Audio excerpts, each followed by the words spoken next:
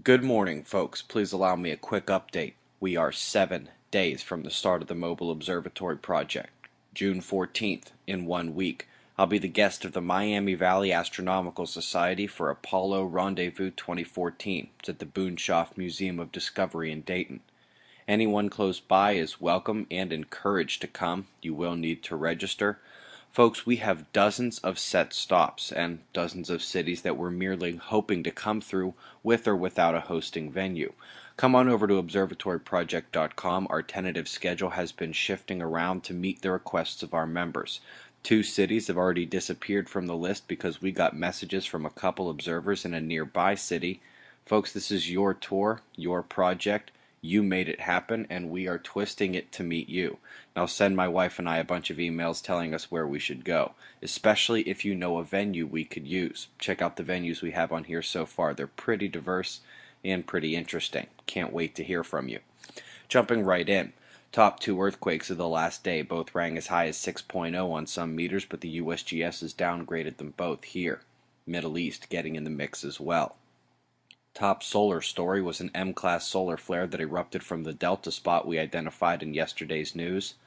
Within just a short while afterwards, the tropical storm formation likelihood ramped way up, but as of this morning it has calmed back down, and we're less concerned about development at this location.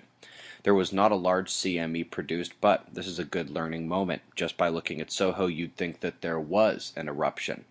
But it technically becomes visible before that flare even occurred, and in fact, it is a halo eruption going the opposite direction, visible on stereo B, having blasted off the sun on the side not facing Earth. We're now at Antarctica, where the strongest low pressure on Earth circles constantly. One of those lows is drawing a convergence that is cresting Perth in southwestern Australia now. Minor events remain to the east. The other storm zones don't change much. Slight shift to the South American flood zone here. African swath remains strong with the southeast coast appearing a bit under the gun. Wide area of moisture from India to China with serious precipitation potential remains. Eastern lines sticking around in Europe as well, but now the North Atlantic low has broken for land and is immediately the top watch along the leading convergence line. North America. Storms and rain may trickle up north of the border into Canada, but in general, it's another storm watch to the south here. Eye your local warnings.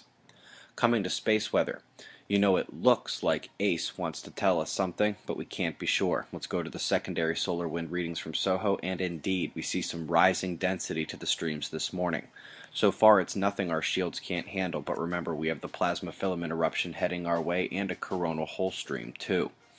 Earth saw a gamma burst last night, first one in more than 2 weeks. The X-ray signatures are rising as well, but that's from our star, and due to the Delta spot we called out in the news. For comparison, we got a before and after to show the 2 days of sunspot growth. If it weren't for all signs pointing toward a weaker period of our star here, I'd be shocked the flaring hadn't gone even higher. Right now, all 3 trailing sunspot groups are young, spreading, growing, and trying to complex. However, the only one really succeeding at the moment is the same one we noted yesterday.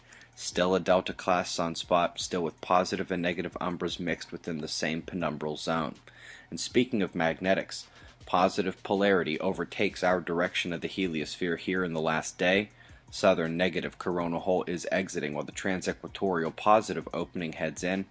Indeed, though, take a look. A late field surge has blocked a bit of the power and taken the force readings from well above average to just about middle of the road. We're watching for a return of that power and for more solar flares. Don't forget to go to observatoryproject.com. See the journey, get involved, make sure your city stays on the list. Current conditions and shots of our star to close. Eyes open. No fear. It's 6:40 a.m. Eastern Time, and that's the news. Be safe, everyone.